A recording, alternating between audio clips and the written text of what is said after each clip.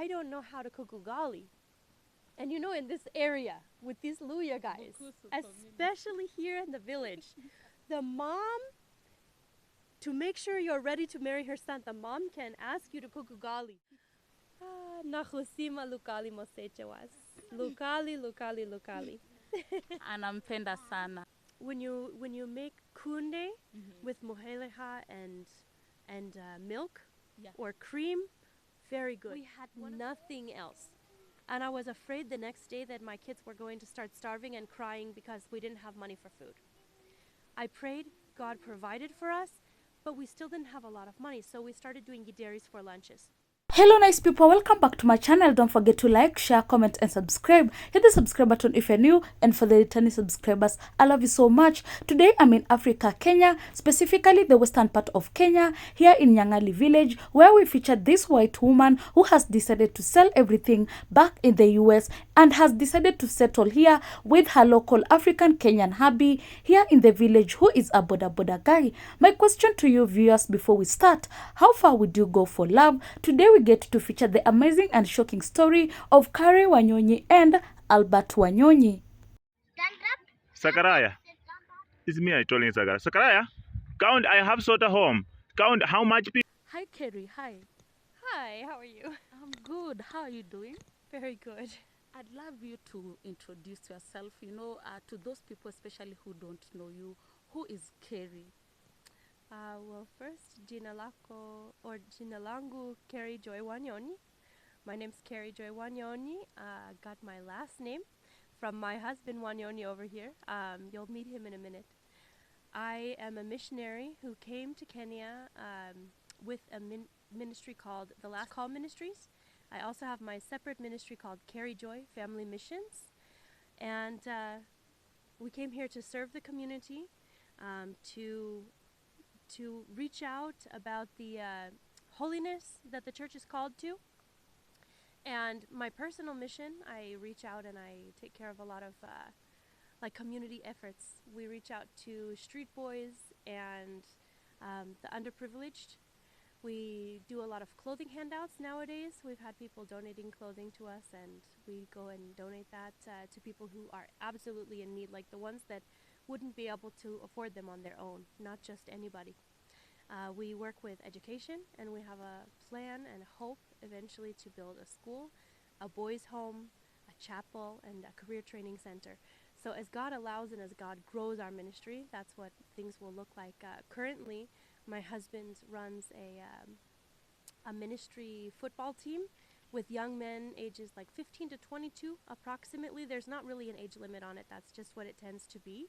We're called the Nyangali Warriors, and we just finished a tournament this last week. We took first place. Thank you. But I am basically found in Jesus, and whatever Jesus asked me to do, that's who I am. So, Kerry, most people have been able to see your relationship on social media, and one thing that stands out is that you are married here in Africa, Kenya, specifically the western part of Kenya, here in Nyangali village. We want to know how all this started. We want to know, where was Kerry born? Where did she study? How was life back in the US and something like that? Absolutely. So I was born in Santa Clara, California. And in America, you don't stay on like family land typically. You move around as your dad has a job. If he gets a job in a different state, you move to the different state.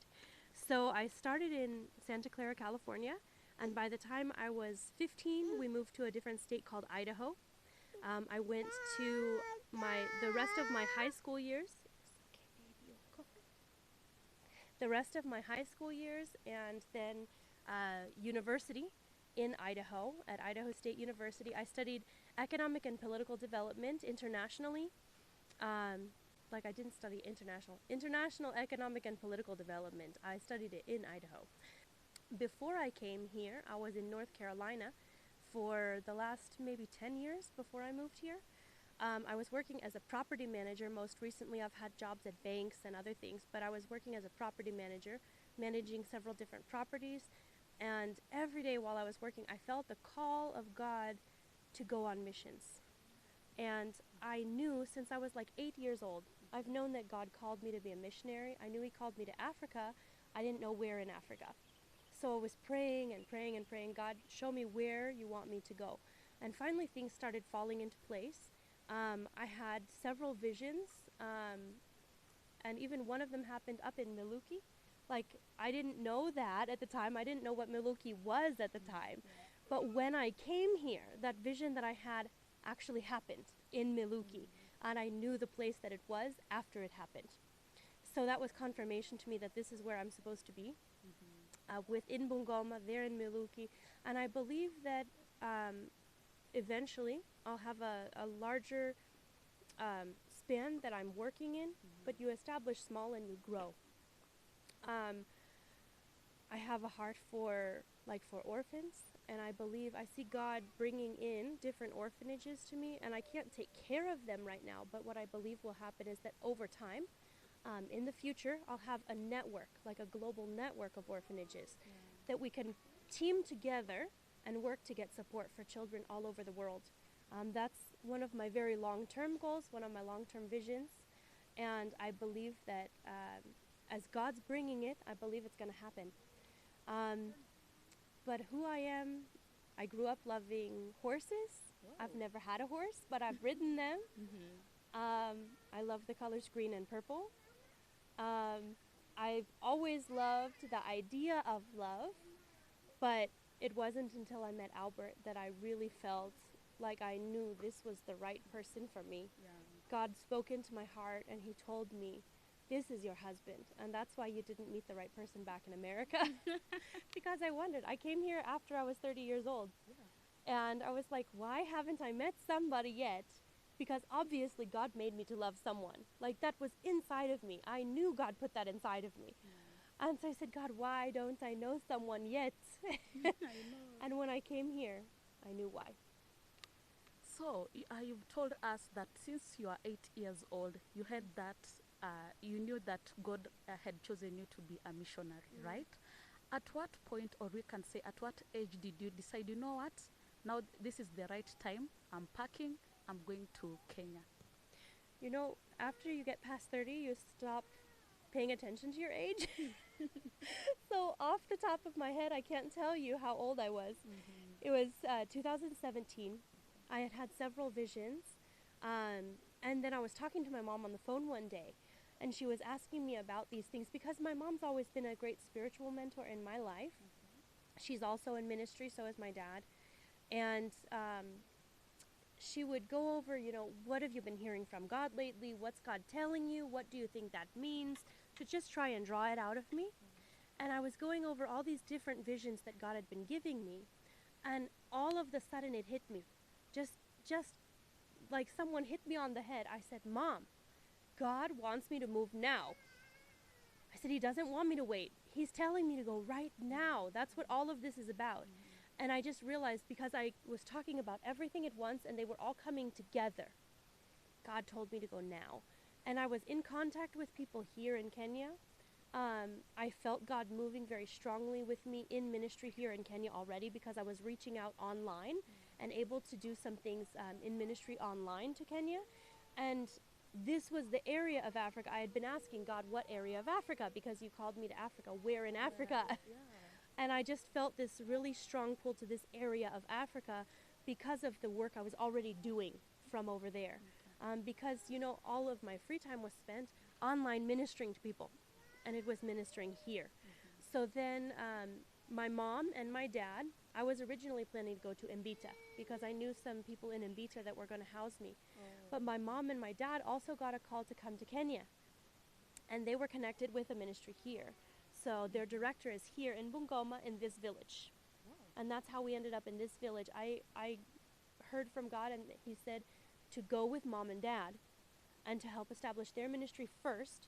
And once their ministry was established, then I would be free to start establishing my own ministry. So that's how I got here to Bungoma instead of Mbita. So by the time, meaning all of you came here at the same time, your dad, your mom, and you came here at the same time? Yes. So we had, they had a house. They sold their house. They sold their car. I sold my car. I got out of my apartment lease, Thank you, honey. Hi, Zachariah. I put my notice in at work and trained my replacement. I was doing different volunteer activities there with my church. I let them know early so that they'd be able to find someone to replace me as well. And then I basically waited for God's timing for us to all buy a ticket. So when their car sold and my car sold, it was the final thing. And we used the car money to buy a ticket to Kenya. And we all came together, yes. And now I know, do you have brothers and sisters, first of all? Yes, I have one brother and one sister, both younger than me.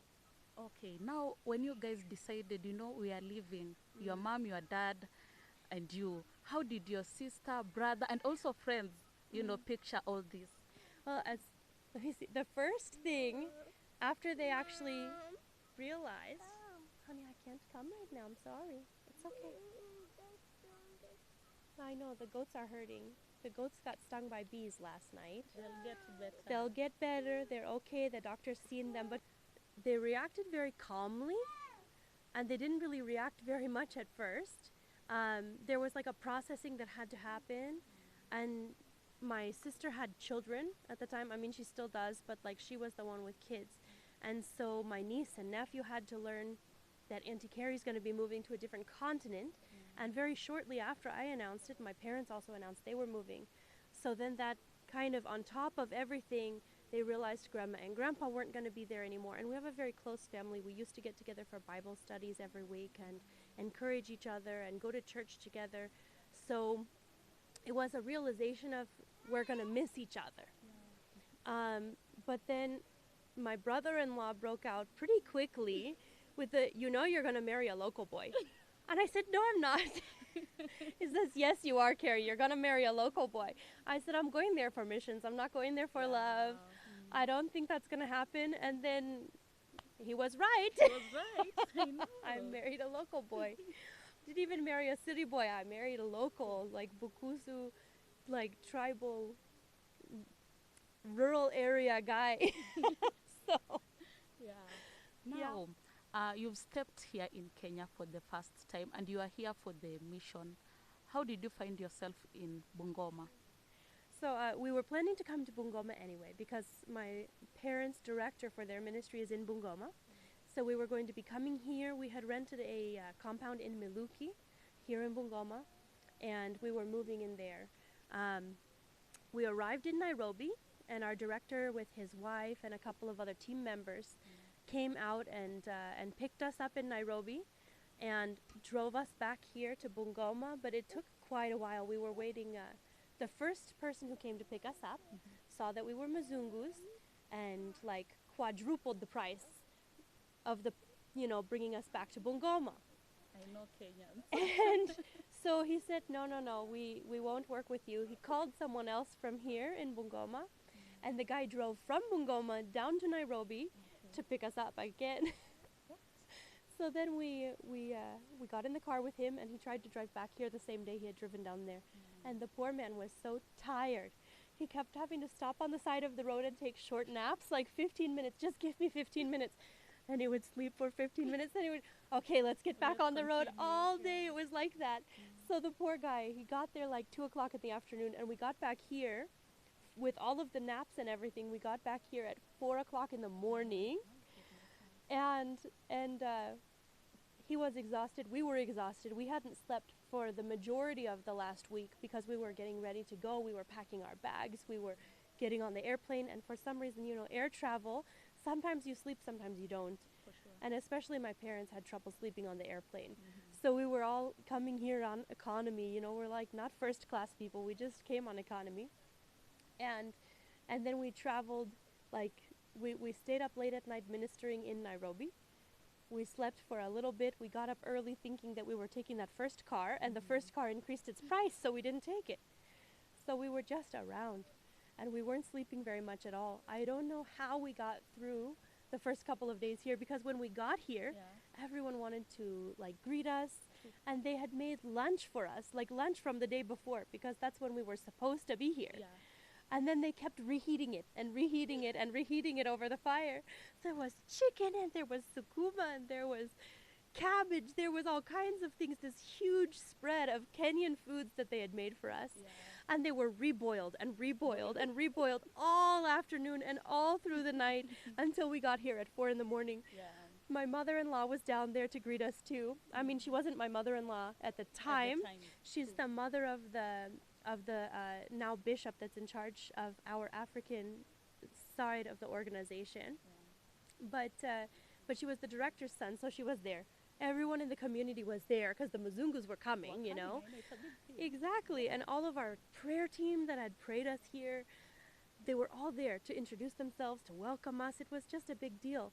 And so my mother-in-law takes a piece of chicken and she starts to eat it, and and then she just gives it to her son and she says, take it away. Because it had been boiled so many times. But my family didn't want to offend anyone, and they had tried so hard on this meal, and we were the ones that were late. So we just ate everything that was put in front of us. We just ate it all. We're like, I don't know what this is, I'm eating it. Okay. Yes, but it was interesting coming to Bungoma, and that first night, that's when I first saw Albert. Okay. He didn't speak English at all at the time.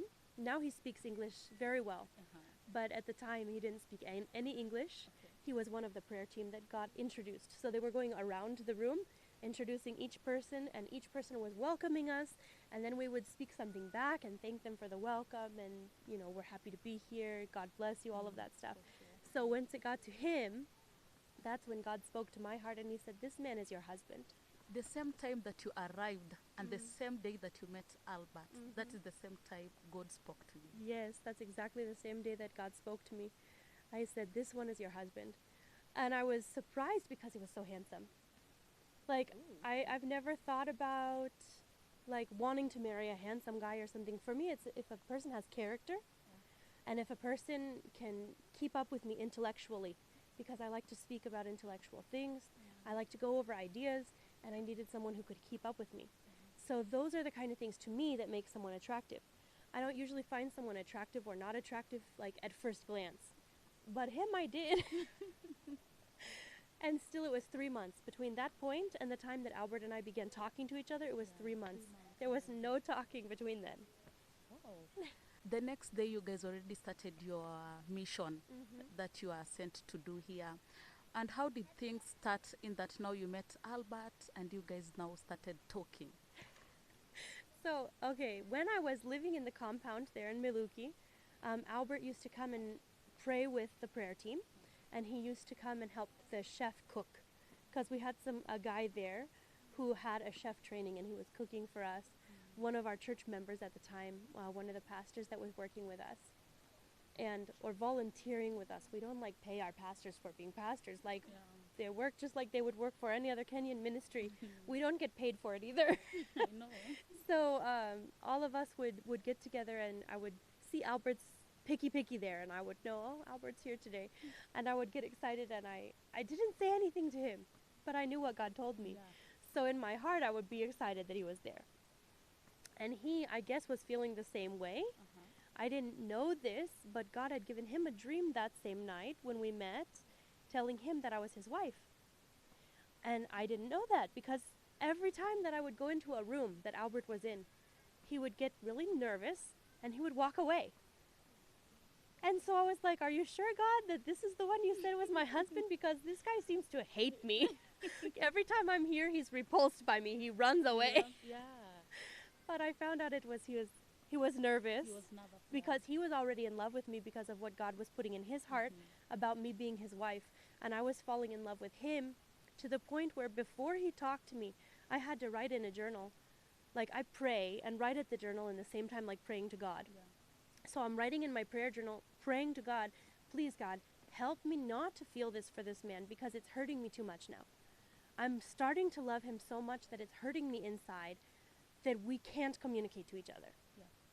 And so I was asking God to take that feeling away from me. Rather than bringing us together, I was praying for God to take the feeling away. And God gave me a vision of Albert and I married again. My hand was on his heart, and his hand was on my heart here, and we understood each other. We didn't say any words, we just understood each other's hearts, like who the person was. And I prayed as soon as I came out of that vision. I prayed, I said, God, if this is the way it's supposed to be, if we are going to be married, I'm willing to do it how you want to, but I want to have kids. And if we're going to have a life together, we have to be able to communicate about life, to make decisions together about life. And so help us to be able to communicate with each other. One way or another, either let him speak English or let me speak Bukusu or Swahili. I didn't even think about Swahili at the time. I just said Bukusu to God. And now I'm learning Kiswahili, but it's taking time. And Albert came to me that same day after I prayed that, and he greeted me in English. And I guess it doesn't seem like a big deal that someone out here would greet someone in English, but with the local village school that he had gone to for only 2 years, that local village school didn't teach English. Even though they're supposed to, they didn't teach it. So he was not familiar with English in the slightest. His brother, his older brother, when I told him that Albert had greeted me in English, I thought it was normal. I had heard other people around here greet me in English. I was like, yeah, Albert greeted me today in English. And his brother said, Albert, are you sure? Like, he's leaning forward in his chair like this. My brother Albert, he spoke English. And I was like, yes. And he waited like 10 minutes. We were in a meeting because he worked with us. We were in a meeting. 10 minutes later, he said, are you sure my brother Albert spoke English? So apparently it was something that didn't happen before. Later, when we started speaking to each other, Albert told me that God placed his hand on him. Like, as he was praying that morning, God placed his hand on him. He says, speak English with Carrie. And he said immediately he started to understand the people around him who was speaking English. And he started trying to learn what he was hearing, because it's like his understanding was opened up. So he still had to work to try and understand, but he had an understanding that he was hearing things, and he started working on it and practicing his English. And then he started speaking to me, and then we started having conversations. But before the conversations happened, he brought me flowers. Really? Yes. Wow. I was just sitting down where my parents were living. I was sitting on the veranda for my parents' house. And Albert walks up to my parents' house, and I was actually in the middle of telling my mom that I was praying for God to take away the feelings I had for Albert, because she knew that I had feelings for Albert. And Albert walks up, just straight up, even though he's always been avoiding me before then. And he takes from behind his back a bunch of like squash flowers. And he hands them to me, and he walks away. He just walks away. Without saying anything. Without saying anything. So I was confused, because I'm looking at these flowers like, okay, I think he's trying to tell me that he likes me. But he just ran away too, so what's going on? I didn't know if the flowers were from him or if he was delivering it for someone else, because he disappeared so quickly. I was very confused. And I was also very happy thinking it was him. I put them in some water. The next day he came to take me to Tesha, because Tesha was here in Bungoma at the time. He came to take me for some regular shopping to do my groceries. And he was just, he was the driver for the ministry at the time. So he came to pick me up, and he didn't take me to Tesha. He took me all the way out to Ketias. And I found out later that was on purpose, because he wanted more time with me. He wanted to spend more time. Yes. Okay. So he as we're driving, down towards town, he took me around Mayanja, and then around next to Kibabi University. And as we're approaching Kibabi, he's teaching me small words. He's like pointing up at the power line, saying stima and different things. And then he says, nakupenda. And I said, okay. And he says, that one means I love you. But then he goes, it means I love you. And I was shocked. I said, what was the word again? And he says, nakupenda. I say, okay, and what does it mean? Because I wanted to hear him say it again to see if I'm really feeling what he's trying to tell me. And he said, it means I like you. And I said, that's not what you said. You said it means I love you. And he said, I love you too. So he completely set it up. And then he took me to Ketias, and we walked around Ketias everywhere trying to find stuff, and he tried to grab my hand. And then we walked out of Ketias. I said, they don't have what I need. Can you take me to Tesha? He took me to Tesha, and we sat there eating pilau with beef inside at Tesha with lots of pili pili, because I love pili pili. we're eating beef pilau Yeah. with pili pili, and he's talking to me about getting married already. Already. Yes, because he said, God told me you're my wife. And I said, God told me you're my husband. And then we started talking, but I said, listen, I don't know how to cook ugali. And you know, in this area with these Luya guys, Bukusu community. especially here in the village, the mom, to make sure you're ready to marry her son, the mom can ask you to cook ugali. And you have to like pull it through the right way, and you have to get all of those little lumps of unga out. Yeah. And it has to be nice, smooth, not sticky, not too dry. You have to know how to make ugali. Yeah. So my husband, of course he wasn't my husband yet, he At looks that at time, me and he said, my wife, I will cook the ugali. And I knew at that time he wasn't just speaking, he wasn't just pretending to love me because I was a Mzungu. He was really serious that he's willing to step outside of culture and say, I'm going to do the cooking if I need to do the cooking so that we can be together. And now I know how to make ugali. He taught me, now I make it every night. From an early time I knew how to make it. But the fact that he was able to step outside of what his culture says, especially here in the village, that was a big deal for me. That showed me that he was willing to sacrifice himself too. It wasn't just this, give me, you're a Mzungu. Because believe me, before him, there were many, many, many men during those 3 months he wasn't talking to me, who was trying to get me to fall in love with them because I'm a Mzungu.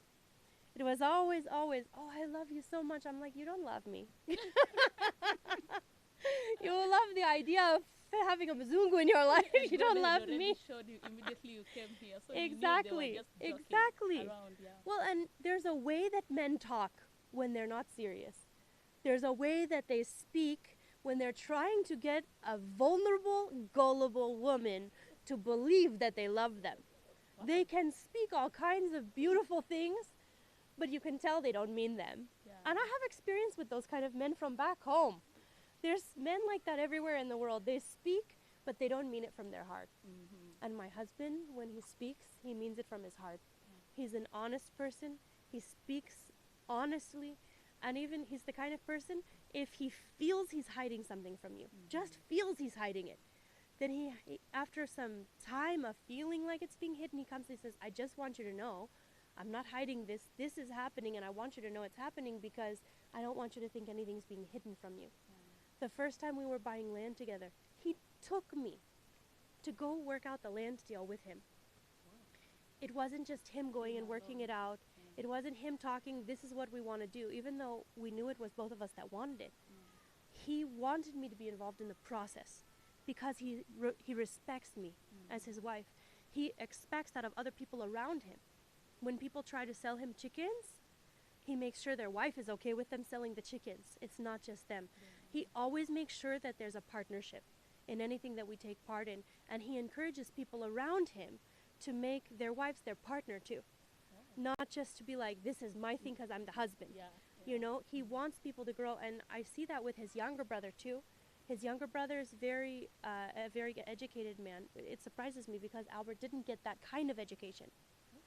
But he's very bright, and he's very forward-thinking, and he wants to grow, and he wants to have a true partnership in marriage. It's not that we haven't had troubles, because, you know, every marriage has troubles. Yeah, And we've had some serious troubles sometimes. But God's always helped us work forward through the trouble, because when your eyes are on Jesus together, no matter how far apart you are in the way that you're thinking, when your eyes are focused on Jesus, you start to come together. And so that's what I would encourage anybody to find, somebody who believes the way they believe. Some people say, like, love is the only thing that matters. Race doesn't matter. Money doesn't matter. That's true.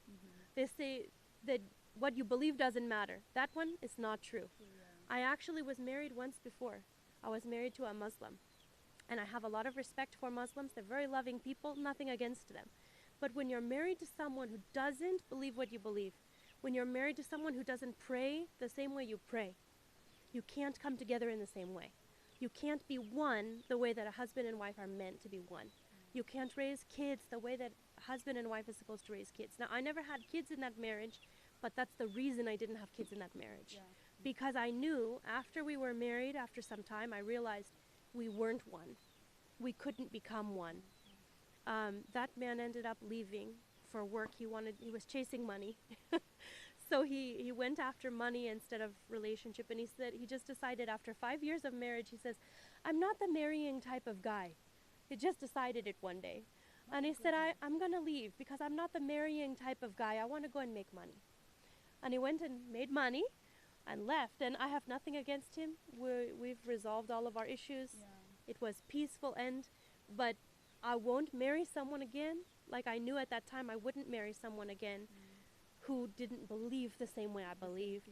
That was the most important thing to me. To marry someone who believed the way I believed so we could be one in marriage. And yeah. that is such a good advice to also the people watching. Mm. And before you continue, I've heard you mention ugali.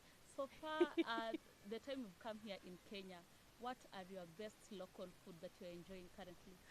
Best local foods. Yeah. Okay. So I like Kenyan food. I don't want to say anything bad, but I do find that Kenyan food to me is a little bit bland Okay. because I'm used to a lot of spices. I knew a lot of people from Africa before I came here, but I would eat Nigerian food and Ghanaian food and Liberian food. All of the West African food is a different kind of cuisine than East Africa here. When I came here, I was waiting for spice and there was no spice. I was like, where's the pili pili? But it's good because my parents hate spice. Oh, So I think God brought them to a place that they can actually eat the food. Yeah.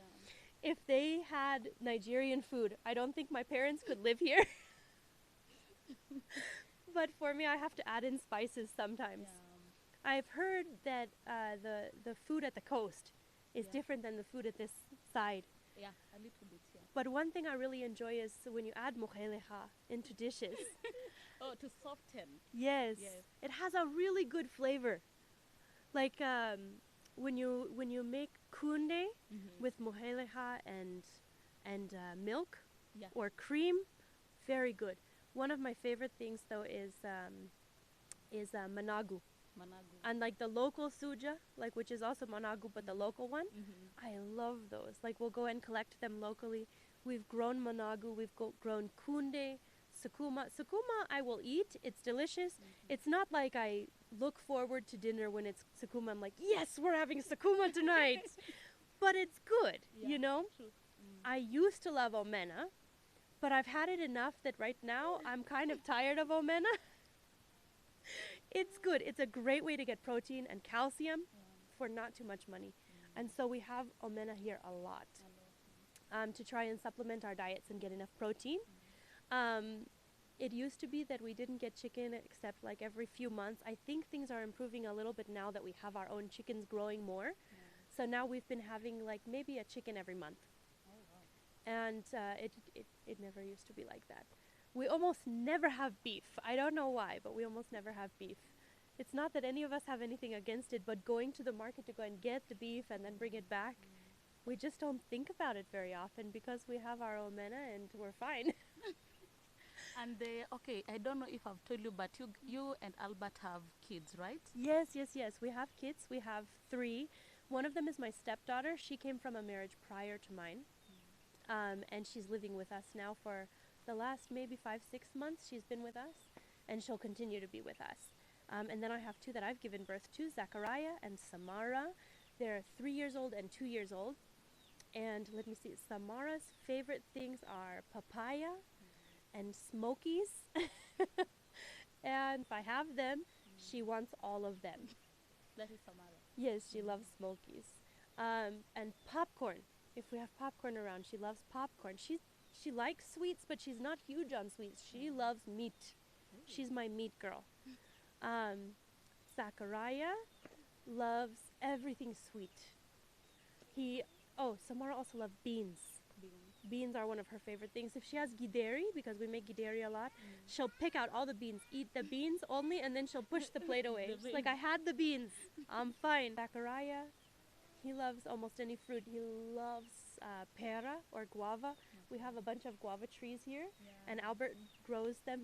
He planted these on his own when he was like 15 or 16 years old, and so they've grown. all of the neighborhood kids come here for our guavas. But and then June loves watermelon and, well, not eating, but she loves ladybugs. All of my kids love termites a lot.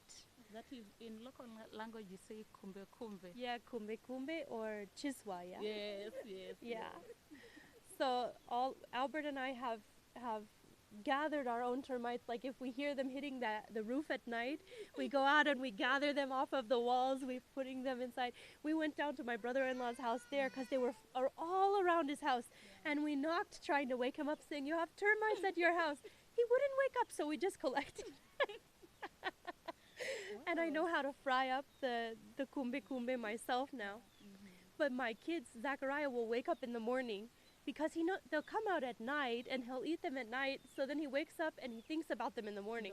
And he comes and he pulls on his dad, "Dad, kumbe kumbe, kumbe kumbe." Because he wants to go and get kumbe kumbe. Wow, that's so interesting to know. So, at what point did you decide, you know what, me and Albert, we are taking our relationship to the next level? Well, for us, I think there was no like next level really. It was like we didn't know each other, and then it was we're getting married because it was just the way God worked in this situation.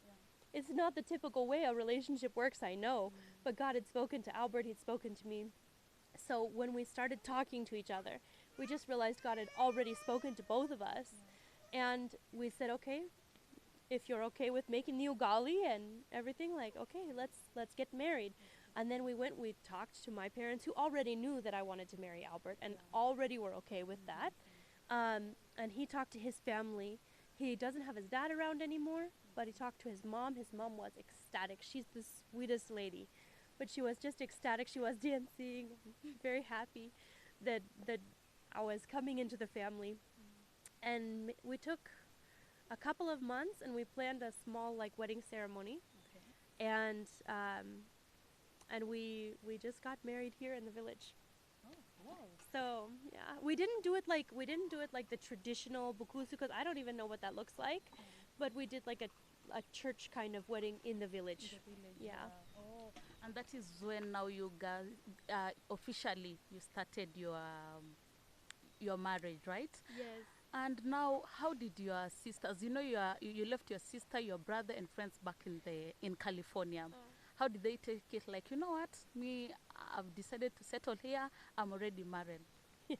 So, as we started talking, and as the things were developing, and we had decided to get married, I wrote my family. I told them about Albert. I sent them pictures of Albert, and I had told them the whole story of how God had done things, and they were just immediately supportive. They were happy that God was connecting me with someone who cared about Jesus and who was willing to be a godly man. And my brother-in-law said, "I knew it! I told you!" And then it was really like relatively like low-key as far as their response. They were happy for me. They were praying for the wedding and the marriage. And none of them could make it out because it was such a quick thing. My sister did come out after my son was born. She came to visit, but that's the only person that's been out to visit so far, because it's quite a big thing to fly from America to Kenya. Now they are all in North Carolina now. We moved when I was in college. The whole family moved to North Carolina, which is how I ended up out there. Because I was in Idaho, and then when I finished college, I came and met them in North Carolina. My dad had gotten a job there, but they're very happily settled. I have my brother-in-law is a police officer. Things, and you've seen already you have 2 kids. Was it immediately having Zachariah and Samara? Albert and I started trying to get pregnant right away. It took like 5 months after we got married, and then we found out we were pregnant. So yeah, immediately. Samara was very quick after Zachariah. I had Zachariah, and then because he was breech, he had to be taken in a C-section. And I was recovering, and I got pregnant like 4 months after Zachariah was born. So then we knew that second child, Samara, was going to have to be a C-section because it wasn't enough time to recover to safely have a natural birth. So I had both of them, like, Samara was 14 months after Zachariah was born. So I had a little guy who was just barely walking. And then Samara was like this brand new baby. And that's about the time I started my TikTok channel, was when Samara was just a couple months old. I started that one. And my first video that got a lot of likes, actually, was me holding Samara.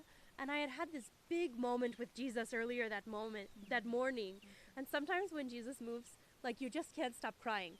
It's a good cry. It's like something in your heart has changed and touched, and you're crying from a good place. But I'm holding Samara, and I happened to hear this thing about, like, Jesus first. Everything put Jesus first. And it made that same tears come up again. And so I'm holding her and just rocking her, and the tears are coming down my face. And I think a lot of people thought that I was having a really hard day. And people were being so kind. They're, Mama, please don't cry. Everything's going to be okay. And they were so sweet. And really, from that moment on, I liked the people of TikTok. It's not that I haven't had like everyone, I think, on social media has had their encounters with people who are less than kind. I can say. And some days, it's like one video I post for some reason is like that video absorbs all of the unkind comments. It's like you can have a couple of people that are, it's like someone posts something and everyone starts seeing that comment and they're like, oh yeah, I think the same thing. They start typing things. I got on there not to try and get my name out there, just to kind of share my family with my friends. And it ended up being like a big thing. Like, I didn't plan for that. But still in my heart, still in my heart, it's about, like, sharing my family with those people that care about my family. So if something gets too amped up or too nasty sometimes, I honestly, I just have to block some people sometimes. Because if they're starting to attacking my stepdaughter directly, that one made me rethink being on social media at all at that point. And I kind of pulled back after that video. I got rid of some people that were saying bad things about her, and I didn't post anything for a few months. I noticed. And the reason I didn't post, I didn't tell people that this is why I didn't post, but it was because, honestly, I was emotionally reeling from the fact that people could attack a 3-year-old girl in the way that they did, and I needed to make sure to protect my family, including my stepdaughter, because she's part of my family. And even if he had gone out and had an affair, even if there was like a young child that was obviously part of an affair, if we had decided to work through something like that and I decided to forgive him, and even if I didn't, it's not the child's fault. You can't attack the child because of something wrong that happened between a couple. So I really took a step back. There's been a couple of times on TikTok where I've really taken a step back for a couple of months. One of them was that time. The other time I was going through a lot personally here. It's not that, like, life was bad, but there were so many things and so many people getting sick and so many things happening that I had to step back from social media in order to take care of my family. Because that's primary to me, even if everything else falls apart, because I didn't put myself out there to try and become the center of attention. I put myself out there because I said, you know what, maybe something I have to say can encourage someone. Maybe someone can smile today because of something that I put there. Maybe I can speak Jesus into the life of somebody else, who needs to hear that right now. It was never about anything other than that. And so if it becomes about something other than that, I step back. Or if I'm afraid that my family is going to get hurt, I step back. If I'm not able to complete my responsibilities here, I step back. Because that's what I need to do as a responsible mother and wife. I'm very happy. Like, I think I've found a good balance. There are times when I'm not as active. Like, my phone broke when I was in America. I was so active. I was posting everything on YouTube and on Facebook and on TikTok. I was like, I'm really finding my rhythm now. And then my phone fell apart. Like, the back fell off of it. And then the frame fell apart. And then the front fell off. And there was no fixing it. And because I was in the US, I couldn't just go out and get another Kenyan phone and get on the network.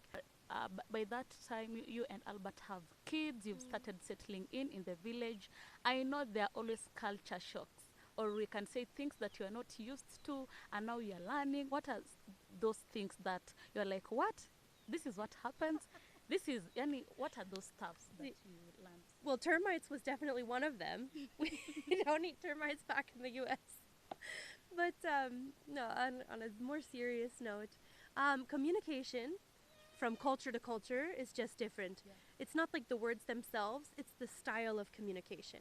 And there's a point of like in American culture, things are very direct. Especially the part of America that I've been in, it's very direct. You just say what you mean and you mean what you say, and not even a small lie. If you have something small that's dishonest, it's like the worst thing in the world. You can break friendships from that.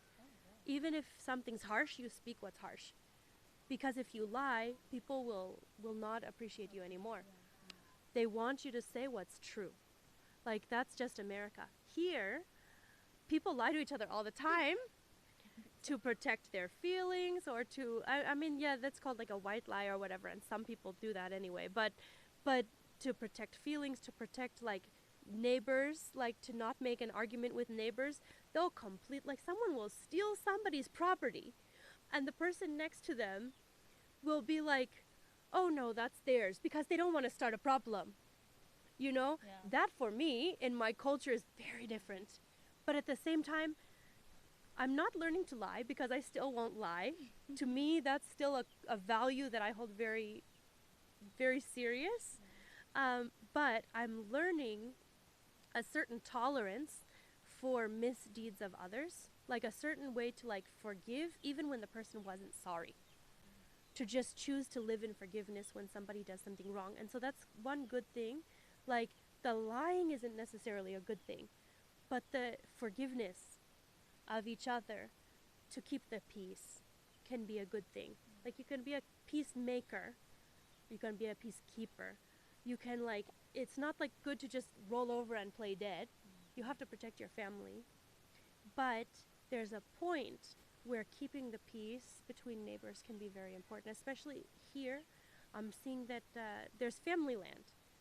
In America, it's not that nobody has family land, people do, but the majority of society can just like move around all the time. They don't have like one plot of land that they all come back to all the time.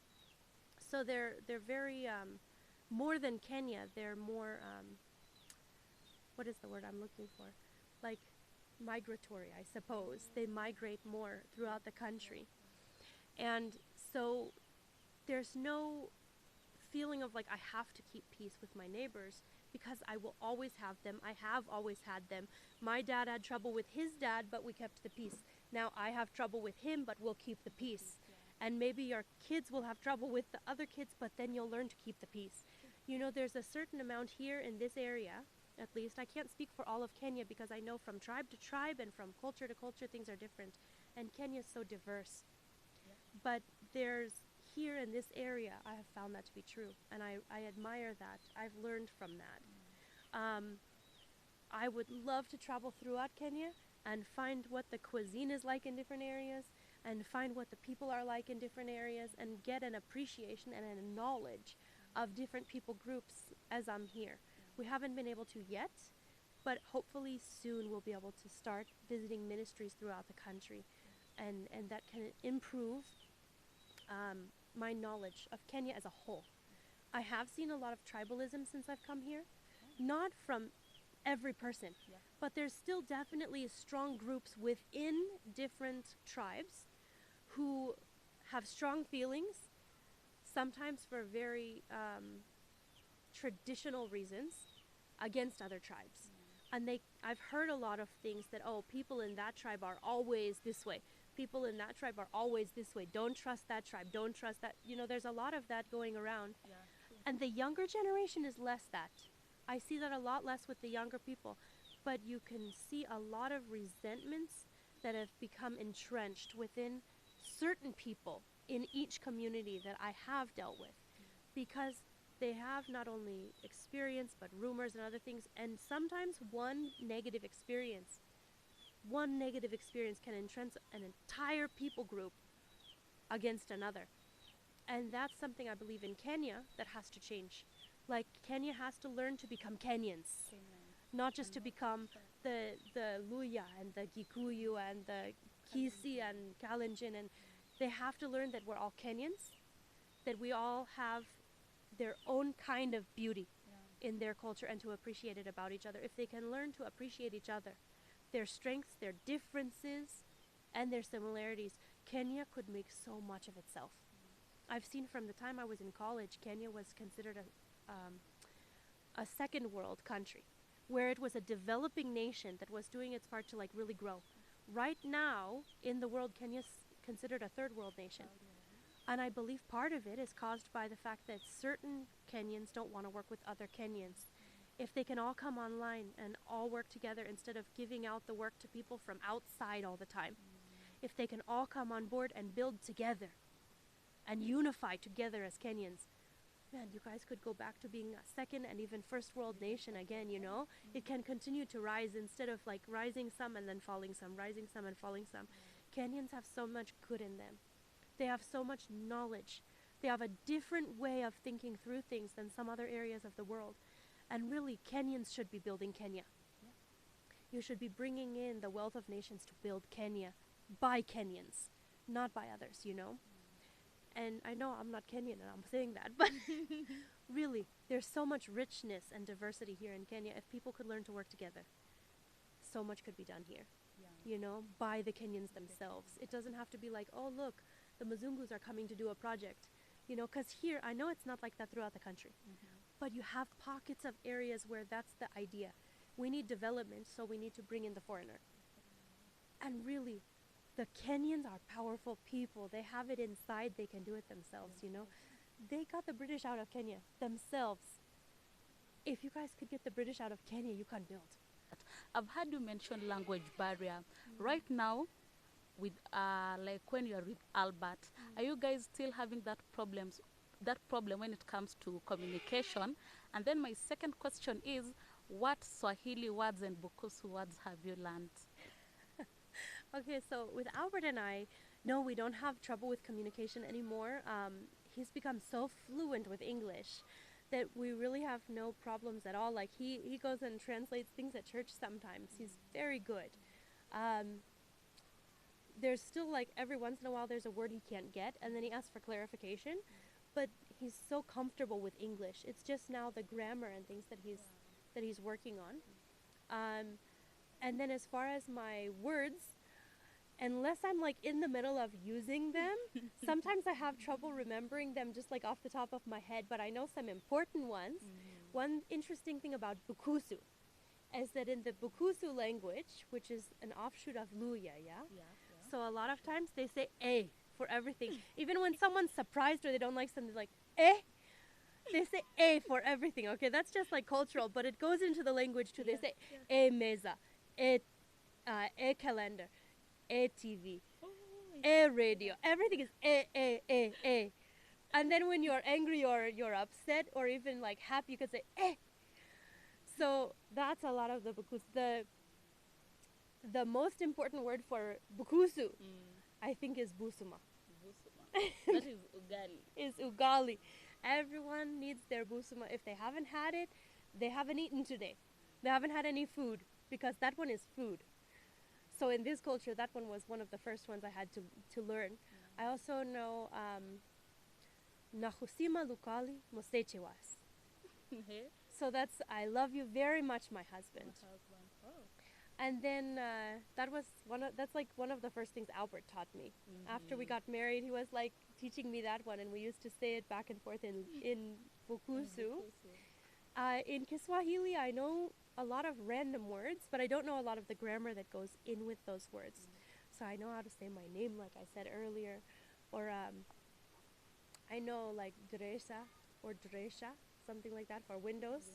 Malongo is door.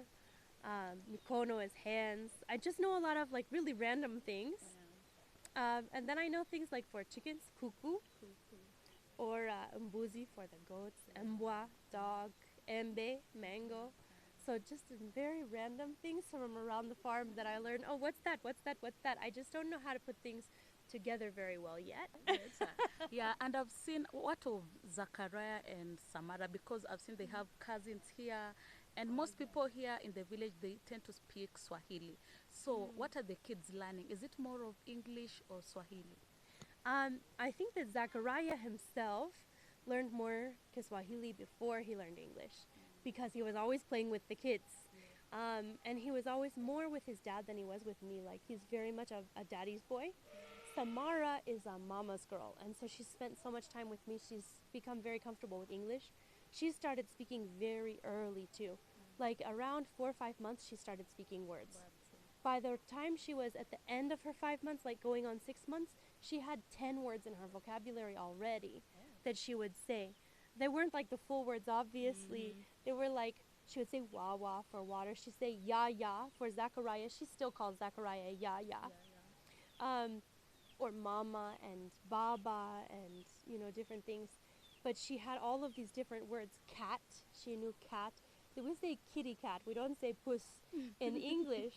So when I call my cat here, like my mother-in-law was laughing so hard one day because when I call my cat, I say, here, kitty, kitty, kitty, kitty, kitty, kitty, kitty, because that's what we say back in America.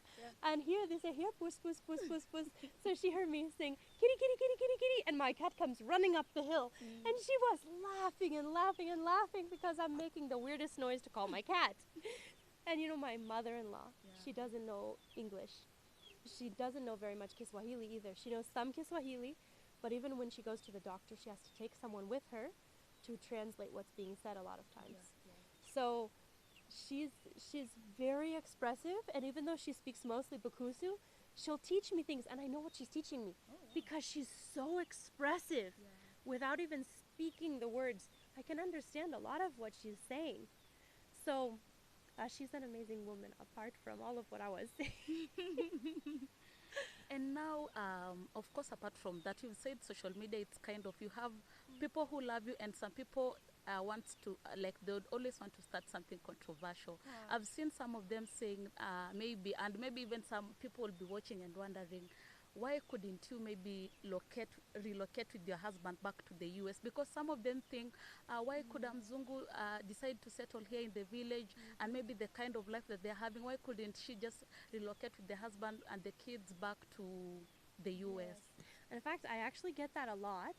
And because God called me here, even before I had my husband, He called me here to Kenya, He called me to the village specifically, and because He is working with me here, this is where God has for me. So this is, even for my kids, even though they're growing up in a village life, I'm teaching them what I know.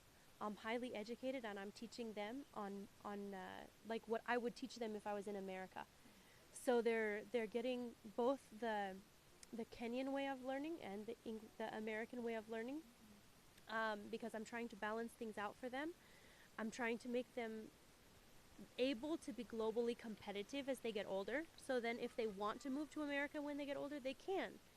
But God called me here, and in doing so, our family is called here right now.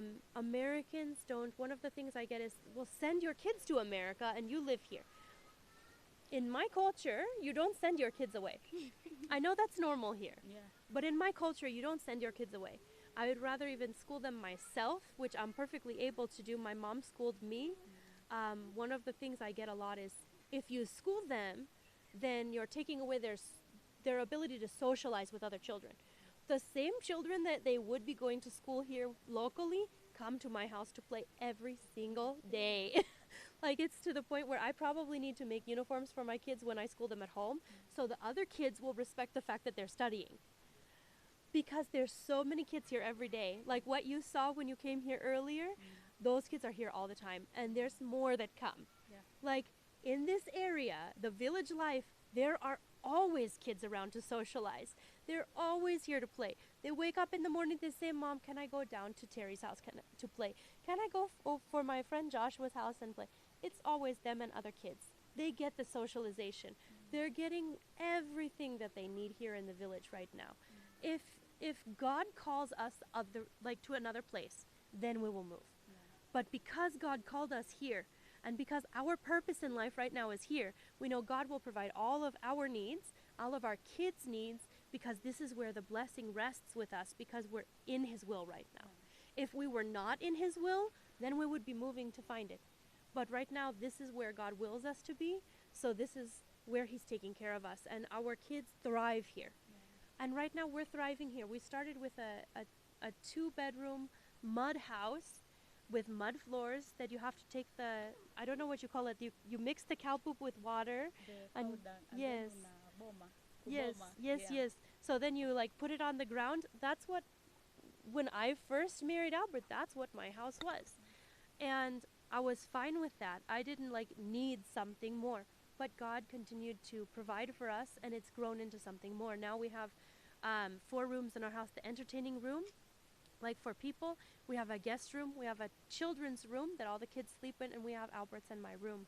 The original house is still part of that, and we just built onto it. And right now we have a refrigerator that someone actually donated anonymously so that we could improve the diet of our kids.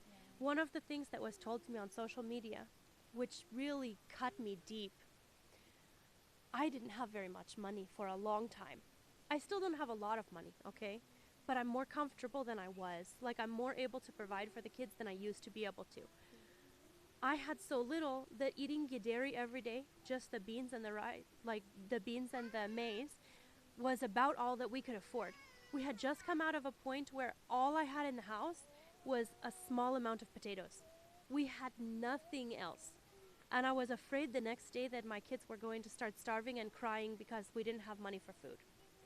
I prayed, God provided for us, but we still didn't have a lot of money, so we started doing gideris for lunches. I had somebody comment online and said, well, at least you can add in carrots and potatoes. You can't tell me that's too expensive. I'm sorry, but for me, that made me cry. I know they weren't trying to be like overly mean or something, but I was not in a place to afford carrots and potatoes at that time. I was in a place where I had to figure out how to feed my kids so they can survive. And now I'm in a better place. Now I do put the carrots and the potatoes in the gideri, but at that time, I couldn't. And so just them thinking that I'm ignoring my kids because I'm not putting the extra, that no, that's not very expensive, you can afford that. It wasn't even the truth then. And that's the difficulties with social media. People don't know your life. And they're not reacting out of like this knowledge of who you are and what your family's gone through. They're reacting out of their thoughts of what your life should be and what they think you are. And I'm grateful that they think that of me. I'm grateful that they think I'm able to do that, and now I am able to do that. But it's thanks to people who have done things like donate a refrigerator to us. Because now we can put the carrots in the refrigerator, they won't go bad. So I can keep them around. It's people who have decided to sow into our ministry, who now, like some people from back home and even some people from Kenya now, have sown in monthly. They've gone on my website and they've said, I want to support you guys monthly. Here's 2,000 shillings a month. I'm going to support you. And we're able to take that money and feed our family. And even after I came back from the US, I'd been given several gifts. And so I was able to take that money and come back here and do like a party and feed goat to some people here in our area. Because we were praising God for what He had done. We were praising God for the provision He's given us. And the more that we're provided for in that way, now that my family has their basic needs met, I can continue to take the extra and sow into the local community around us. And that's really the goal. Like, that's what we want to do in the long run, is be able to sow into people's lives around us, people who need. There was a family when I was in the US whose dad left them. And the daughter, who's 16, had to leave school to take care of the family because dad left. Because things are hard economically right now, and they didn't have food. Our ministry, because of donations that was given to us, was able to buy food and give to that family to help them get off the ground so the daughter can go back to school and the mom can take care of the kids. Because they just needed that little bit of a start to try and get off of the ground after that shock, you know. And that's what we're here for. It's for to minister to the one at a time. Sometimes you don't think that you're doing very much. I don't think that I'm doing very much because there's one at a time. But then if you look back on the times that you've had and the people that you've been able to help, just helping one person that comes to you at a time, it can add up to so many lives that you've been able to touch because you helped the one. And that's one of the things God told me when I came to Africa. He told me that in a vision. He said, help the one. I met a woman in my vision and she told me, she said, just help one at a time. If you help one at a time, you make a difference. And so that's been I feel like I'm doing nothing. You really feel sometimes that you're not doing anything because you're not helping 100 people in a day. You're helping one. And then tomorrow you help one. And the next day you help one. But then over time, you have this network of people who have come out of what they were in because you were able to help. You know, and it's not this like, I feel like I'm the savior because I don't. In fact, I feel like I'm doing nothing. But when someone comes to you and they say, I don't have maize today, help me. And you're able to help them. They come to you and they say, I don't have clothes for my kids today, please help me. We're missing sandals, my feet are too hot, please help me. If you're able to help them with what you have, sometimes it just means giving out of what you have at home. Sometimes we have just grounded maize and someone needs unga. So you give them part of what you ground and you give it to them. And now guess what? You've helped someone today and you can make a difference. Are you doing anything for a living here in Nyangali? I can't officially build a business or anything, but Albert does have a Boda business. So he has a bike that we use for our family. We used to have both of our bikes out for Boda. We used our bike that was given to us to buy another bike. We put down a down payment on the second bike, and then the Boda going out every day, we paid for the bike small and small and small for a year and a half, and now we own it. So that second bike, we maintain it, and the bike pays for its own repairs, and then the extra on top of it helps to pay for our living. I have chickens. The second one, I'm sorry, I was gonna say the second one we keep at home because sometimes there's cobras around. They've bitten animals of ours and the animals have died. If by any chance anything were to happen to the family, I can't have that bike gone. We have to have our bike here. There's always emergencies going. Sometimes we've had to take someone to the hospital. There's different things, but if something, you know, God forbid something were to happen, that was that kind of an emergency, having that bike here and not having to call the Boda and say, bring the bike back and then get it 3 hours later, you know, it's good to have it here. So we have one out making money. We have goats, we have chickens, we've had guinea fowl and turkeys in the past. We've sold those right now. The guinea fowl that we have helped make a down payment on the bike. And we will again have more chickens, but we need to build a fence around our area first, because what happens is during planting season, our chickens will go onto the neighbors' lands and they'll try and eat the neighbors' foods, you know, and we can't have that. So we keep them inside this, like we have a net wire, not net wire, that one's chain link, like the chicken mesh. We keep them inside during that planting season and we give them foods and we bring them greens, but you can only have a small amount in the area that we have. So as we expand and we're able to build a fence around our entire place, we'll be able to get a bigger chicken house built and we'll be able to keep more chickens because they'll be able to wander freely on our land without going and disturbing all of our neighbors, because we want to be good neighbors. We don't want our chickens going and eating their things. I want you to tell us if you have hobbies here in the village, and also where can people find you on social media or on different platforms on social media. I'm sorry, if I have what here in the village? Hobbies. Currently, do you have hobbies that you... Well, I'm not really doing any hobbies other than taking care of my kids and ministry and posting on YouTube and TikTok. I have hobbies. I am a painter and a writer, but I haven't taken a lot of time to do those because I got really busy after I became a mom. But I do like painting. I do like writing. The paintings that are inside my house, I actually have done most of them. There's one painting that's not mine. The others are mine. And then as far as the other, I'm sorry, what was that? Where people can find you on social media. Yeah. Okay. On YouTube, you can find me, the Wanyoni family, or also at Mzunkusu. That's MZUNKUSU. Mzunkusu, like Mzungu Bukusu. And then on TikTok, I'm also the Wanyoni family, and you can also find me on Mzunkusu. Same thing, it's the same hashtag. Instagram, I'm TrueJoy86. That one's the one I've had the longest, like since I was in right out of university. You can find me on Facebook at Muzunkuzu also. We have a page there. And then my website, you can look up Carey Joy, that's CAREY JOY .weebly.com. So WEEBLY.com. careyjoy.weebly.com. I think we'll put the link down there in the comment section or the description box so that they can be able to get. And last words to Albert, probably in Swahili or Nakusima lukali mosechewas. Lukali, lukali, lukali. anampenda sana. And that's it for now. Thank you so much for watching this video till the end. I really appreciate. Leave your thoughts in the comment section. If you're new or you have never subscribed to our channel, hit the subscribe button, hit that notification bell to always get notified every time we post. Also give this video a big thumbs up to show that you really enjoyed. And so guys, till next time, bye.